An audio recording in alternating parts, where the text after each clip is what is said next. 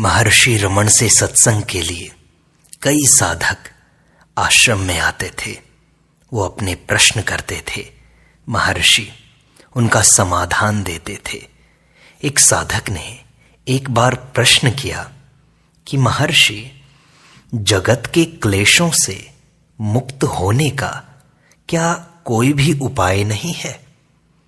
तब महर्षि ने कहा, एक ही उपाय है, वह यह है कि किसी भी स्थिति में निज आत्मा को ओझल न होने दिया जाए।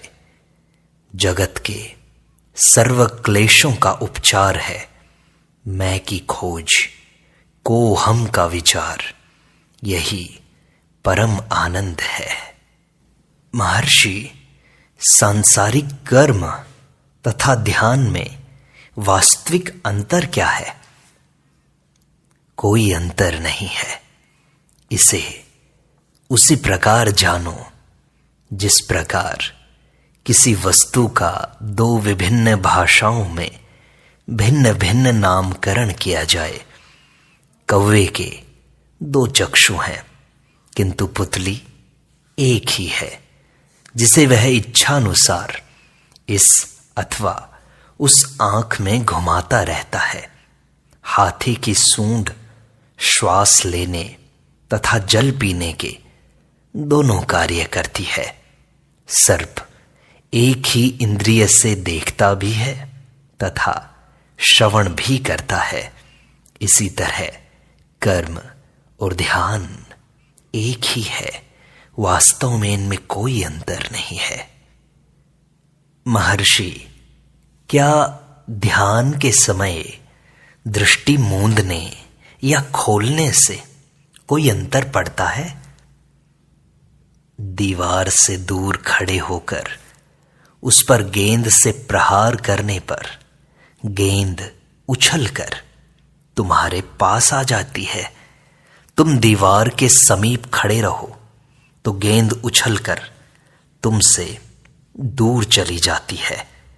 दृष्टि मूंद लेने पर भी मन विचारों का अनुगमन तो करता ही है। महर्षि, ध्यान में इंद्रिय भोगों की अपेक्षा अधिक आनंद है, फिर भी मन भोगों की ओर दौड़ता है और ध्यान की ओर आकृष्ट नहीं होता। क्या कारण है? सुख दुख मन के ही पक्ष हैं। हमारा मूल स्वभाव आनंद है, परंतु हमने आत्मा को भुला दिया है तथा हम यह कल्पना करते हैं कि देह अथवा मन ही आत्मा है। यह भ्रांत स्वरूप निर्धारण ही क्लेश का कारण है। फिर उपचार क्या है? यह वासना अति प्राचीन है तथा अगणित पूर्व जन्मों से इसी प्रकार चली आ रही है। इस कारण वह बलवती हो गई है। मूल स्वरूप अर्थात आनंद प्रकट हो, इससे पूर्व इस वासना का निवारण करना आवश्यक है। महर्षि, इस जगत में क्लेश अधिक होने के कारण दुर्जन लोग भी अधिक हैं। फिर यहां आनंद कैसे प्राप्त होगा? सभी हमारे गुरु हैं। दुर्जन अपने दुष्कर्मों द्वारा हमसे कहते हैं कि हमारे समीप मत आना। सज्जन सर्वदा सज्जन है। सिद्ध हुआ कि सभी हमारे गुरु हैं। अंतर बस तुम्हारे सीखने के दृष्टिकोण का है। महर्षि, मेरी प्रायः यह इच्छा रहती है कि मैं एकांतवास करूं, जहां सारी आवश्यकताएं आराम से मिल जाएं, जिससे कि पूरा समय ध्यान में लगा सकूं। ऐसी आकांक्षा करना शुभ है या अशुभ है? ऐसी भावनाएं अपनी पूर्ति के लिए पुनर्जन्म की भवितव्यता रच लेंगी। तुम कहीं भी किसी भी स्थिति में हो, इससे क्या अंतर पड़ता है? तत्व की बात है कि मन का निज मूल अवस्था में रहना। ऐसा कुछ भी बाह्य नहीं है जो तुम्हारे अंदर न हो। मन ही सब कुछ है। मन चंचल हो तो निर्जन स्थान भी बाजार जैसा बन जाता है। आंख मूंदने से कोई लाभ नहीं। मनः चक्षु मूंदते ही सब अनुकूल हो जाता है। जगत तुमसे बाहर नहीं है। सत्पुरुष कार्य करने से पूर्व योजना नहीं रचते। इससे लाभ क्या है? वस्तुतः जिस परमेश्वर ने जगत में हमारा पादार्पण कराया है, उसने स्वयं योजना निर्माण कर रखी है, जो अवश्यमेव पूर्ण होकर रहेगी। महर्षि, ज्ञानी पुरुषों में सबसे श्रेष्ठ कौन है? कोई भी किसी अन्य व्यक्ति के संबंध में कुछ नहीं जान सकता, न किसी को बंधन अथवा मोक्ष प्रदान कर सकता है। प्रत्येक व्यक्ति विश्वविख्यात होना चाहता है। यह आकांक्षा मानव के लिए स्वाभाविक है, किंतु इस आकांक्षा से ही निर्धारित लक्ष्य प्राप्ति संभव नहीं। जिसे परमात्मा नहीं अपनाता, उसे लांछित होना ही पड़ता है। जो स्वयं से समन सशरीर ईश्वर को समर्पित कर देता है, वह जगत विख्यात हो जाता है। इसलिए अपने मन को, अपने शरीर बुद्धि को ईश्वर को समर्पित कर दो। तुम भी जगत विख्यात हो जाओगे। महर्षि, एक व्यक्ति अच्छे कर्म करता है, फिर भी शुभ मार्ग पर चलने के लिए उसे दुख भोगने पड़ते हैं। दूसरा व्यक्ति गलत काम करके भी आनंद सहित रहता है। ऐसा क्यों होता है? दुख सुख पूर्वकृत कर्म का परिणाम है, वर्तमान कर्म का नहीं। दुख सुख क्रमानुसार आते रहते हैं। मनुष्य को इन्हें बिना कातर हुए धैर्य सहित सहन करना अथवा भोगना चाहिए। मनुष्य को सर्वदा आत्मनिष्ठ रहना चाहिए। कर्मरत रहते हुए हमें परिणाम की चिंता नहीं करनी चाहिए और यदा कदा प्राप्त दुख अथवा सुख से विचलित नहीं होना चाहिए। सुखी वही होगा जो दुख सुख के प्रति उदासीन रहे। महर्षि, मोक्ष प्राप्ति में गुरु की क्या भूमिका है, क्या लाभ है? मोक्ष तुमसे बाह्य कहीं भी तो नहीं है। मोक्ष तुम्हारे अंदर है। मनुष्य को मुक्ति की उत्कंठा होती है तो अंदर का गुरु उसे अंदर की ओर खींचता है तथा बाह्य गुरु उसे आत्मा में धकेलता है। यही गुरुओं का अनुग्रह है। महर्षि, मेरे संसार को लेकर कुछ प्रश्न हैं। क्या सृष्टि होते ही जगत में इतनी सारी जो विविधता दिखती है वो तभी पैदा हो गई या बाद में हुई? क्या भगवान निष्पक्ष हैं? अगर ऐसा है तो कोई जन्म से लंगड़ा है, कोई अंधा है, इसका क्या कारण है? और क्या अष्टदिक्पाल, 33 करोड़ देवी देवता और सप्तऋषि आज भी हैं? ये प्रश्न स्वयं से करो, उत्तर मिल जाएगा। निज आत्मा का ज्ञान प्राप्त कर लें तो अन्य सभी विषय स्वतः स्पष्ट हो जाएंगे। पहले सारे प्रश्न छोड़ करके, सारे प्रश्न सृष्टि के विषय में हो, चाहे जगत के विषय में हो, चाहे ईश्वर के विषय में हो, कोई भी प्रश्न मत करो। सिर्फ अपने आप को जानने का पहला प्रयास करो। निज आत्मा को जानकर ही हमें सृष्टा सृष्टि के संबंध में जिज्ञासा करनी चाहिए। आत्मा को जाने बिना ईश्वर आदि के संबंध में अनुसंधान करना अज्ञान है। जिस व्यक्ति को पीलिया हो जाता है उसे सब कुछ पीला ही दिखाई देता है। वह अन्य व्यक्तियों से कहे कि सब पदार्थ पीले हैं तो उस पर कौन विश्वास करेगा। सृष्टि का आदि माना जाता है, वह कैसे? वृक्ष तथा बीज के समान, जिससे कि यह होगा। अब बीज किस प्रकार उत्पन्न हुआ? समान वृक्ष से। इस प्रश्नावली का अंत कहां होगा, सोचो तो। आशय यह है कि जगत को जानने से पहले अपनी निज आत्मा को तो जान लो। तुम कौन हो ये तो जान लो। महर्षि, हम जो नमस्कार करते हैं, नमस्ते करते हैं, उसका क्या प्रयोजन है? प्रारंभ में आदि ऋषिगण ईश्वर के प्रति समर्पण के लिए नमस्कार किया करते थे। क्रिया तो अब भी प्रचलित है, किंतु उसका आंतरिक भाव नहीं रहा। नमस्कार करने वाला अर्चना के पात्र को बाह्य क्रिया द्वारा प्रवंचित करना चाहता है। नमस्कार प्रायः ही वास्तविक भावना से शून्य तथा प्रवंचना पूर्ण होता है।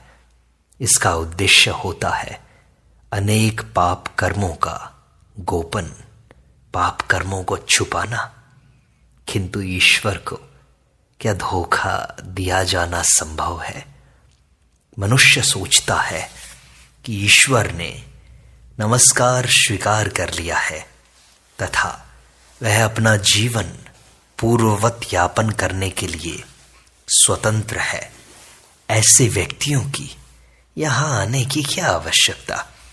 मैं ऐसे नमस्कारों से संतुष्ट नहीं होता। मनुष्य को मेरे समक्ष साष्टांग दंडवत प्रणाम करने की बजाय अपने मन को निर्मल रखना चाहिए। ऐसी क्रियाओं से मैं प्रवंचित नहीं होता। महर्षि, लोग ऐसा कहते हैं कि आत्मविद्या, आत्मज्ञान सबसे सरल है। ऐसा क्यों? अन्य विद्या हेतु ज्ञाता, ज्ञान तथा ज्ञेय, इन तीनों की आवश्यकता है, जबकि आत्मविद्या के लिए यह सब वांछित नहीं। यह आत्मा है। क्या इससे अधिक कोई अन्य वस्तु स्पष्ट हो सकती है? इस कारण यह सबसे सरल है। तुम्हें केवल कोहम, इस पर विचार मात्र करना है। मनुष्य का सच्चा नाम मुक्ति है।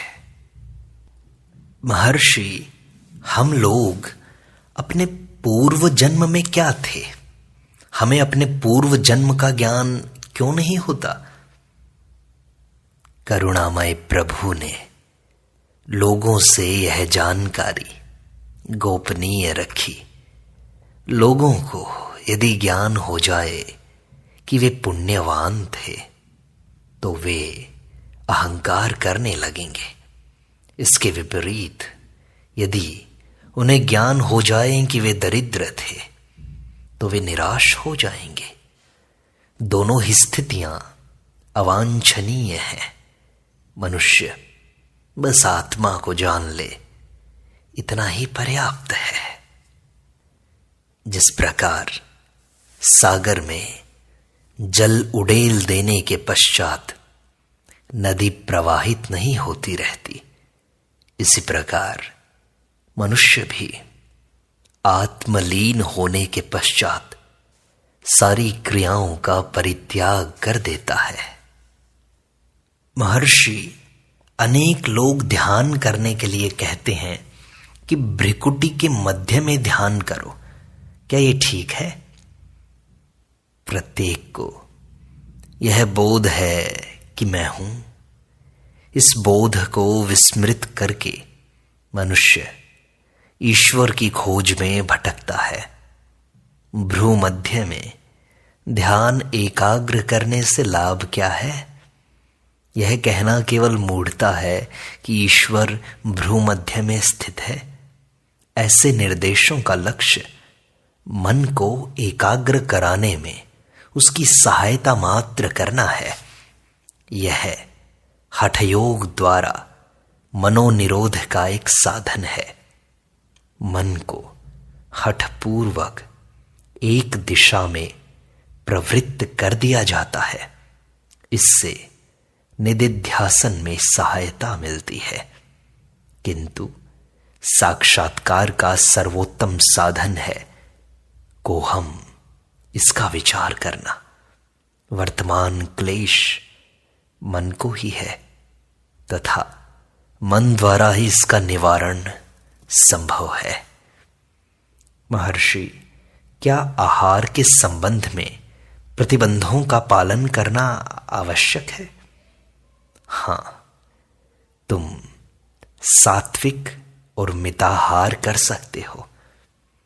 महर्षि, अनेक आसनों का उल्लेख है, उनमें श्रेष्ठ कौन सा है? निदिध्यासन सर्वोत्कृष्ट है। अपने अंदर झांकना, अपने बारे में चिंतन करना, मैं की खोज करना, इसे निदिध्यासन कहते हैं। यही सबसे श्रेष्ठ है। महर्षि, जीवन का उद्देश्य क्या है? जीवन का उद्देश्य जानने का प्रयास भी पूर्व जन्मों के शुभ कर्मों का परिणाम है। जो ऐसे ज्ञान को अर्जन करने में प्रवृत्त नहीं है, वे अपना जीवन व्यर्थ गवा रहे हैं। महर्षि, मन का स्वरूप क्या है और अरूप क्या है? सुषुप्ति से जागृत होने पर एक ज्योति प्रकट होती है, जो महत्तत्व में से निकल कर आती आत्म ज्योति है। इसे ही विराट चेतना कहा गया है। यह अरूप है। ज्योति अहंकार पर पड़कर परावर्तित होती है, तब देह तथा जगत भासित होते हैं। यह मन का स्वरूप है। वस्तुएं इस चेतना के परावर्तित प्रकाश में भासित होती है। इसे ही ज्योति कहा है। महर्षि, ऐसा कहते हैं कि एक बार आत्म साक्षात्कार कर लेने पर भी मनुष्य वासनाओं से मुक्त नहीं होता। ऐसा क्यों है? तो साक्षात्कार क्या है? और क्या ज्ञानी को भी ऐसा ही साक्षात्कार होता है? तो परिणाम भिन्न क्यों होते हैं? अनुभव एक ही है। जाने अनजाने प्रत्येक व्यक्ति आत्मा का अनुभव करता है। अज्ञानी का अनुभव वासनाओं से आच्छादित है, जबकि ज्ञानी का अनुभव आच्छादित नहीं है। अस्तु, ज्ञानी का आत्मानुभव स्पष्ट है, स्थायी है।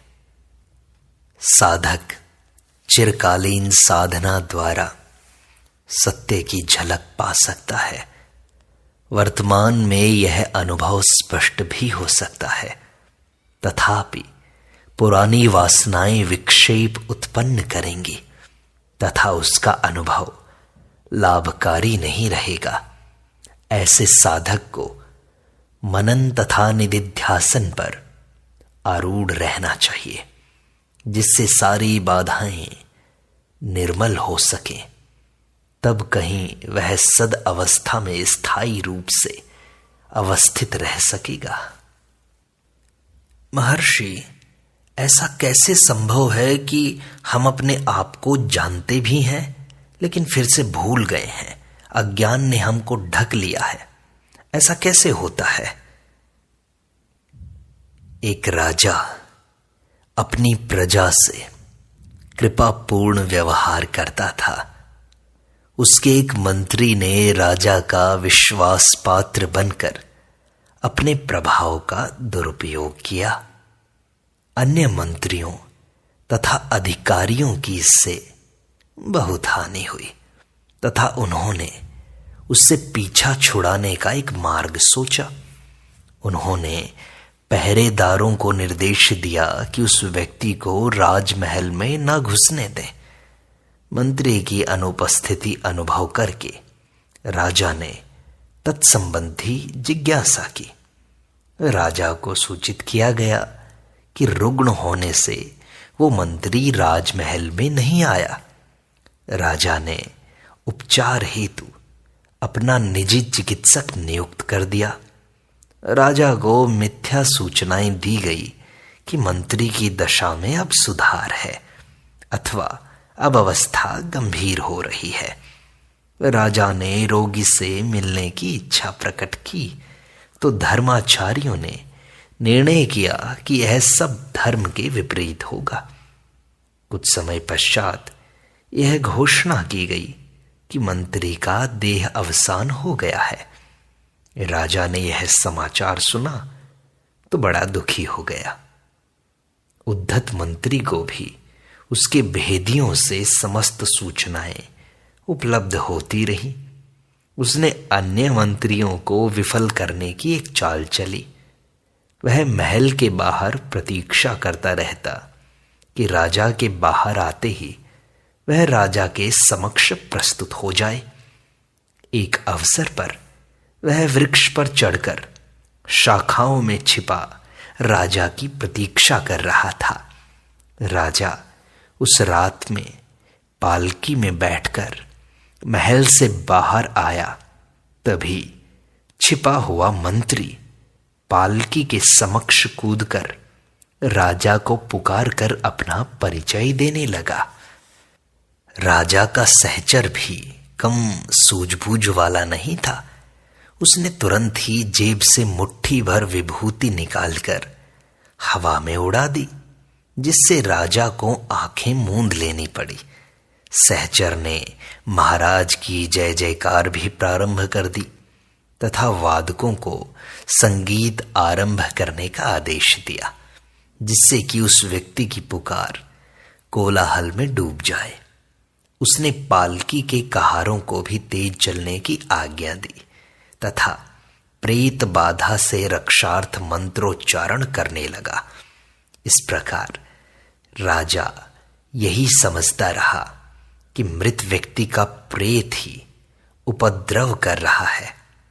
निराश मंत्री पूर्णतया हतोत्साह होकर तपस्या के लिए वन में चला गया।